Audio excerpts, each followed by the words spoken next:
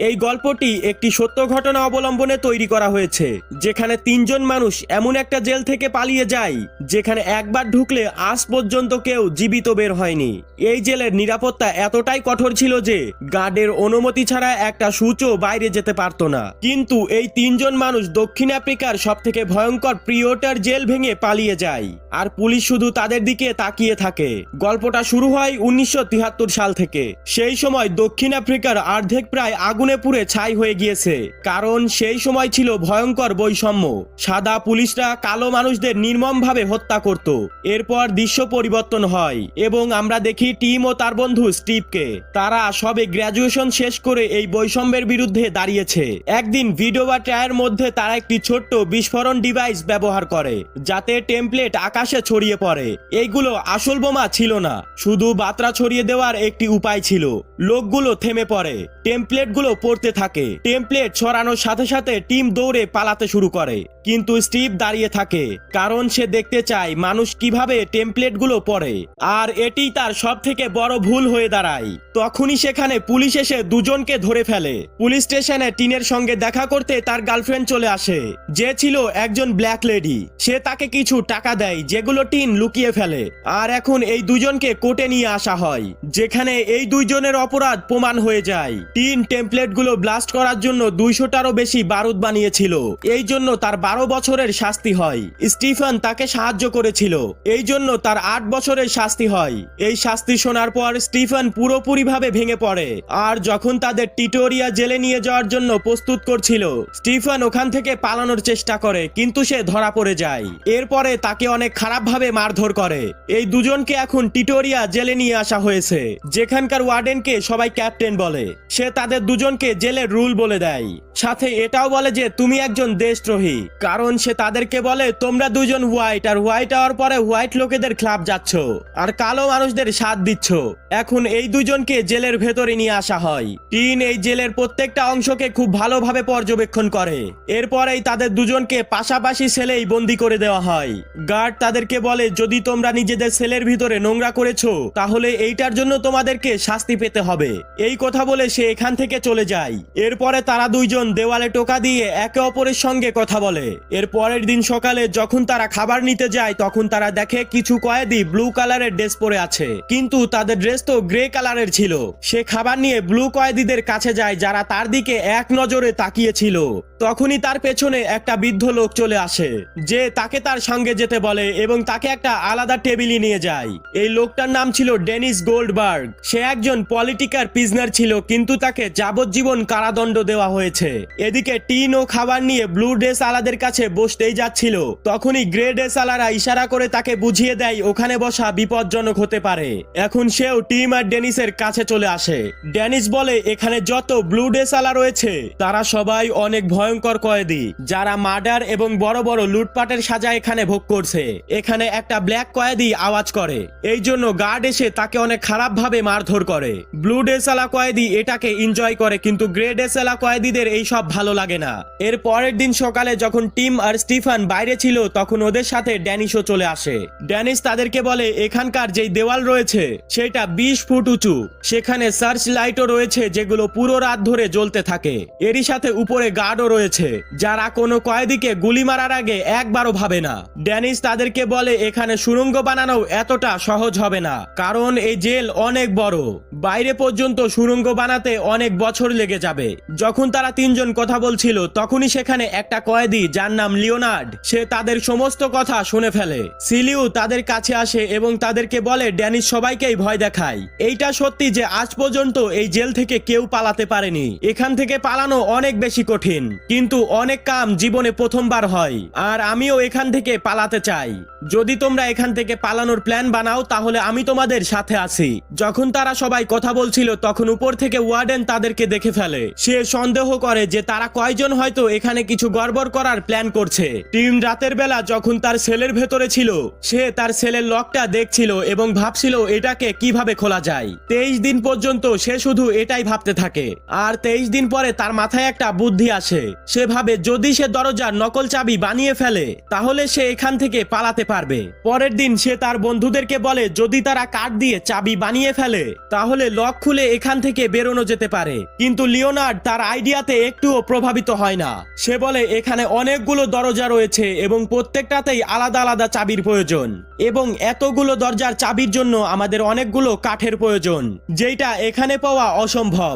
Stephen বলে যদি আমরা ওয়ার্কশপে যাই তাহলে ওখান থেকে এতগুলো কাঠ পেয়েই যাব, কিন্তু এদের সবার প্রথমে চাবির ডিজাইন বানাতে হবে। প্রতিদিন সবাই গার্ডের কোমরে ঝুলে থাকা চাবির দিকে মনোযোগ দিয়ে তাকিয়ে থাকে আর রাতের বেলা তাদের ছেলে আসার পর এক একটা চাবির ডিজাইন বানাতে থাকে।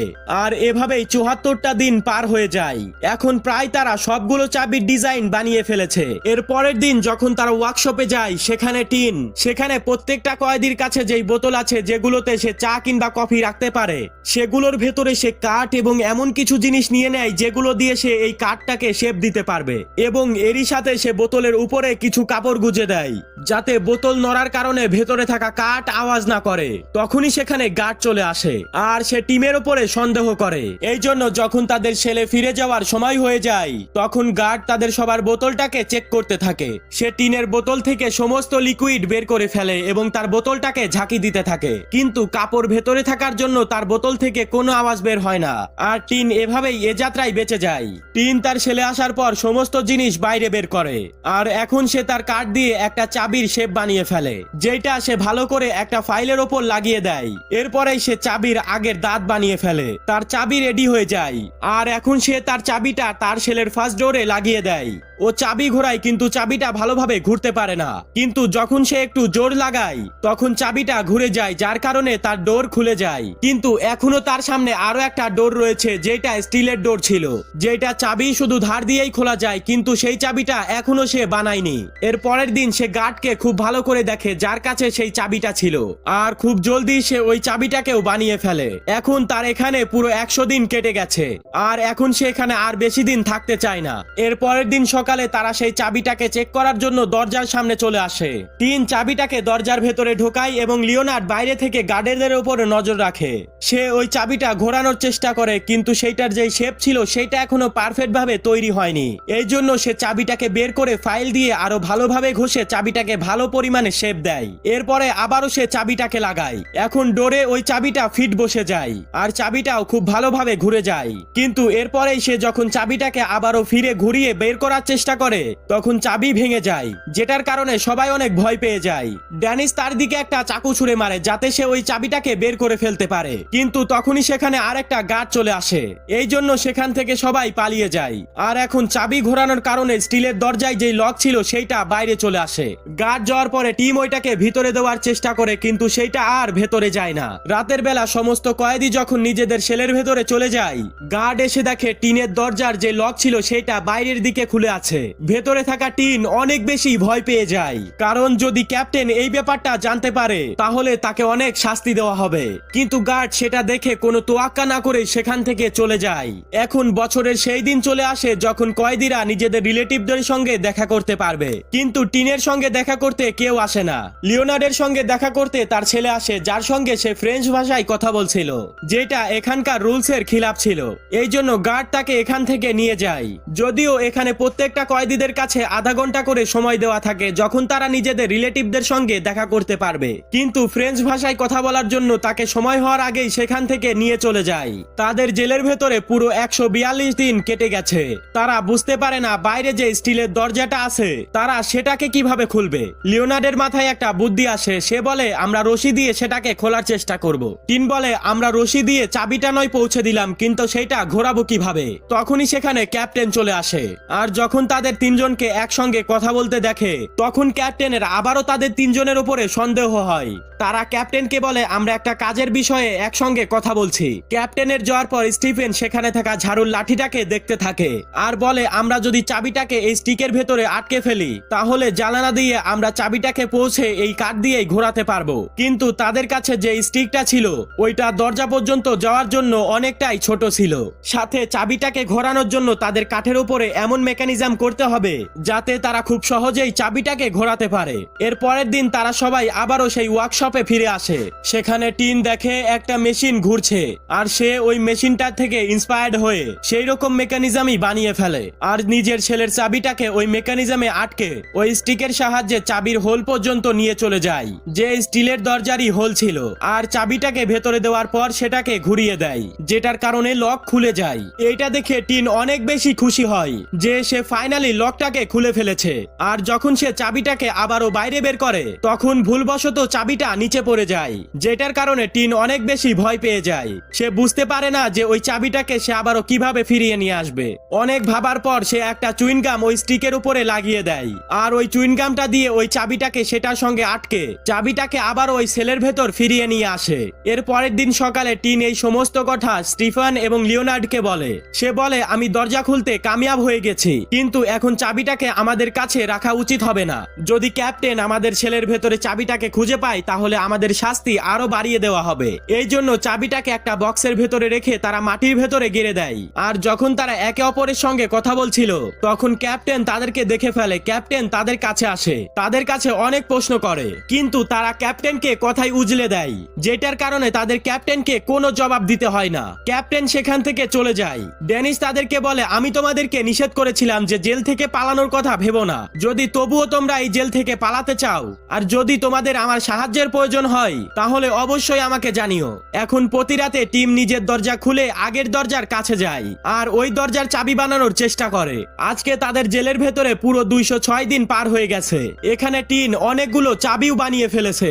এখন একদিন সে বাইরে দেখে একটা কালো লোক অনেক নোংরা আবর্জনা নিয়ে সেখান থেকে চলে যাচ্ছে। টিন ইশারা করে তাকে বলে, আমার নিউজ পেপার প্রয়োজন। সে তাকে বলে, এটার বদলে আমাকে সিগারেট দেওয়া লাগবে। টিন তার কথা মেনে নেয়। এখন টিনের কাছে নিউজ পেপারও চলে আসে। প্রতি রাতেই সে লিওনার্ডের সাথে নিজের সেল থেকে বেরিয়ে যায় আর সামনের দরজার চাবি বানাতে থাকে। সে প্রায় উপরের সমস্ত ফ্লোরের চাবি বানিয়ে ফেলেছে আর আজ রাতে সে নিচে চলে যায়। আর যখনই সে নিচের চাবিটাকে দেখছিল তখনই সেখানে একটা মোটা সিকিউরিটি গার্ড চলে আসে। তার নজরে এড়াতে তারা দুইজন একটা স্টোর রুমের ভেতরে লুকিয়ে পড়ে। তাদের ভাগ্য ভালো ছিল যে গার্ড কিছুই বুঝতে পারে না। এরপরে তারা দুইজনই নিজেদের সেলের ভেতরে চলে আসে। এখন সারা রাত ধরে তারা জেগে থাকে, এই জন্য দিনে তারা অনেক দেরি করে ঘুম থেকে ওঠে। এই কারণে ওয়ার্কশপের গার্ড যে আগেও তার বোতলটাকে চেক করেছিল সে তাদের দুজনের উপর সন্দেহ করে। সে সমস্ত কয়েদিকে সেল থেকে বাইরে আসতে বলে আর সবার সেলকেই ভালোভাবে চেক করে। আর যখন সে টিমের সেলে চলে যায় তার হাতে লেগে সেই বোতল পড়ে যায় যার ভেতরে কিছু কাঠের টুকরো ছিল। সে ওই টুকরোগুলোকে উঠিয়ে বলে, এগুলো কি? টিম অনেক চালাকি করে বলে, এগুলো একটা ফটো স্ট্যান্ড। আমি ফটোগুলোকে রাখার জন্য স্ট্যান্ডটাকে বানিয়েছি। গার্ড তার কথার উপরে বিশ্বাস করে নেয়। গার্ড সেখানে ওই স্টিকটাও খুঁজে পায় যার উপরে রশি লেগেছিল, কিন্তু সে তাদের উপরে কোনো সন্দেহ করে না। সে তাদের ওয়ার্নিং দেয়, বলে যদি কোনো রকমের চালাকি করার চেষ্টা করেছো তাহলে এইটার পরিণতি অনেক খারাপ হবে। এইটা বলে গার্ড সেখান থেকে চলে যায়। এটার থেকেই তারা বুঝতে পারে একটা চাবির টুকরোকেও তাদের কাছে রাখা ঠিক হবে না। এই জন্য জেলের আলাদা আলাদা জায়গায় সে চাবিগুলোকে লুকিয়ে ফেলে। আর এইভাবেই এই জেলের ভেতরে তাদের 400 দিনেরও বেশি পার হয়ে যায়। আর এতদিনে টিন প্রায় 39টা চাবি বানিয়ে ফেলেছে। সে সিদ্ধান্ত নেয় যত দ্রুত সম্ভব সে এখান থেকে পালিয়ে যাবে। সে ডেনিসের কাছে যায় এবং তাকে বলে, তুমি এবং তোমার সাথীরাও আমার সঙ্গে পালিয়ে চলো। ডেনিস আর তার সাথীরা এই প্রস্তাবে মানা করে দেয়। তারা সিদ্ধান্ত নেয় পরের দিন রাতে তারা এখান থেকে পালিয়ে যাবে। এর পরের দিন সকালে তার দরজা দিয়ে একটা নিউজ পেপার চলে আসে। এইটা সেই নিউজ পেপার ছিল যেটা সিগারেটের বদলে সে নিয়েছিল। এই নিউজ পেপারের উপরে এই জেলের পুরো নকশা ছিল, যেটা স্টিফেন খুব মনোযোগ দিয়ে দেখে নেয়। এর পরের দিন রাতে তারা তিনজনই এই সেল থেকে বাইরে বেরিয়ে আসে। টিন আবারও ড্যানিসের কাছে যায় এবং তাকে বলে, তুমি আমাদের সাথে চলো, কিন্তু ড্যানিস তাকে মানা করে দেয়। এখন তারা এক এক করে দরজা খুলে সামনে এগিয়ে যেতে থাকে। জেল থেকে বেরোনোর আগে তারা সবাই কাপড় চোপড়ও চেঞ্জ করে নেয়। এরপরে তারা তিনজনই নিচের ফ্লোর পর্যন্ত পৌঁছে যায়। আর যখনই তারা গেট খুলতেই যাচ্ছিল তখনই সেখানে মোটা গার্ডটি চলে আসে আর ওই তিনজনই স্টোর রুমের ভেতরে লুকিয়ে পড়ে। মোটা গার্ডটি ওই স্টোর রুমের দরজাটি খুলতে যাচ্ছিল কারণ সে ভেবেছিল এই স্টোর রুমে হয়তো কেউ লুকিয়ে আছে। তখনই আমরা দেখি ড্যানিশ নিজের সেলের লাইটটাকে ভেঙে ফেলে এবং শর্ট সার্কিট করে জোরে জোরে চিৎকার করতে থাকে। এই জন্য মোটা গার্ডটাকে দ্রুত আবারও উপরের দিকে যেতে হয়। এবারের মতন তাদের প্রাণ বেঁচে যায়।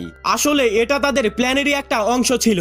মানে যখনই তারা তিনজন স্টোর রুমের ভেতরে ঢুকবে তখনই ড্যানিশ যেভাবেই হোক গার্ডকে আবারও তার সেলের কাছে ডেকে নেবে যাতে তারা পালানোর একটা ভালো সুযোগ পেয়ে যায়। গার্ড যখনই উপরে যায় তখনই তারা তিনজন এখান থেকে বেরিয়ে পড়ে আর সেই দরজার কাছে পৌঁছে যায় যেইটা একটা ইলেকট্রিক দরজা ছিল। আর এই দরজাটাকে তারা বাটন চেপেই খুলতে হবে, নয়তো অ্যালার্ম বেজে যাবে। আর বাটনটি ছিল গার্ডের রুমের ভেতরে। লিওনার্ড বলে, আমি গার্ডের রুমের ভেতরে গিয়ে বাটনটাকে অন করি, আর এরপরেই দরজা খুলে যাবে, তাহলেই আমরা এখান থেকে পালিয়ে যেতে পারবো। লিওনার্ড এমনই করে, আর তখনই ইলেকট্রিক দরজাটি খুলে যায়। আর তখনই তাদের সামনে শুধু মেন গেটটাই ছিল, আর ওইটার সামনেই সেই আসল গেট যেটা এখনো খোলা ছিল, আর গেটের বাইরেই রাস্তা ছিল। এরপরেই তারা চাবি লাগায়, কিন্তু কোনো চাবিতেই এই দরজাটি খোলে না, কারণ তারা এই দরজার কোনো চাবি বানায়নি, কারণ প্রথমবার তারা এই পর্যন্ত পৌঁছে গেছে। টিম বলে, আমাদের ফিরে যেতে হবে আর এইটার চাবি বানাতে হবে। লিওনার্ড বলে, আমরা এমনটা করতে পারবো না, আমি এখান থেকে কখনোই ফিরে যাব না। এখন লিওনার্ড খুব ভালোভাবে ওই দরজাটাকে পর্যবেক্ষণ করে, আর সে বুঝতে পারে এই দরজার এক সাইড কাঠ দিয়ে তৈরি, যেটাকে ভাঙা যেতে পারে। এরপরেই তারা ওই দরজাটাকে ভাঙার চেষ্টা করে, যেটার কারণে অনেক জোরে আওয়াজ হতে থাকে। এরপরেই তারা গিয়ে গার্ডকে দেখতে থাকে যে গার্ড আসছে কিনা, কিন্তু গার্ড এখন পর্যন্ত এই আওয়াজ শোনেনি। ও লিওনার্ডের কাছে আবারও ফিরে আসে। এতক্ষণে সে এই কাঠের দরজাটাকে অনেকটাই ভেঙে ফেলেছে। টিম বলে, আমাদের এইটাকে ভাঙতে হবে। এরপরে সে ওই গেটটার উপরে আরো কিছু আঘাত করতেই দরজাটা খুলে যায়। সবার প্রথমে তারা নিজেদের কাপড় চোপড় বদলে ফেলে। তাদের একটু সামনেই তাদের মুক্ত পথ ছিল। এখন তারা ধীরে ধীরে সামনে যেতে শুরু করে। 10 ফুট উপরে যেসব গার্ড রয়েছে তারা একটুর জন্য তাদেরকে দেখে ফেলছিল। তারা দেখার আগেই তারা তিনজন দেওয়ালের পেছনে লুকিয়ে পড়ে, আর একটা ছোট্ট আয়না দিয়ে ওই গার্ডের উপরে নজর রাখতে থাকে। আর যখনই গার্ড ওখান থেকে যায়, তখনই তারা তিনজন ওখান থেকে বেরিয়ে পড়ে। রাস্তার ভেতরে কিছু গার্ডও তাদেরকে দেখতে পায়, কিন্তু তারা তাদেরকে চিনতে পারে না। এখন তারা তিনজনই ট্যাক্সি স্ট্যান্ডে চলে আসে। পরের দিন সকালে গার্ড জানতে পারে তারা তিনজন এখান থেকে পালিয়ে গেছে, আর যেই কারণে এখন তাদের চাকরি প্রায় যায় অবস্থা। বাকি সমস্ত কয়েদি তাদের উপরে হাসতে থাকে, কারণ এখন তারা তিনজন এটা করে দেখিয়েছে যেটা আজ পর্যন্ত কেউ করতে পারেনি। এখন তারা তিনজন এখান থেকে পালিয়ে একের পর এক বর্ডার পার করে লন্ডনে চলে আসে। আর আরো একবার তারা কালা এবং সাদার বৈষম্য শুরু করে দেয়। আর এদিকে ড্যানিস, যে এখনো জেলের ভেতরে ছিল, তাকে 22 বছর পর ছেড়ে দেওয়া হয়, মানে 1992-তে। এইটা ওই সময় ছিল যখন কালো এবং সাদার বৈষম্য শেষ করে দেওয়া হয়েছিল।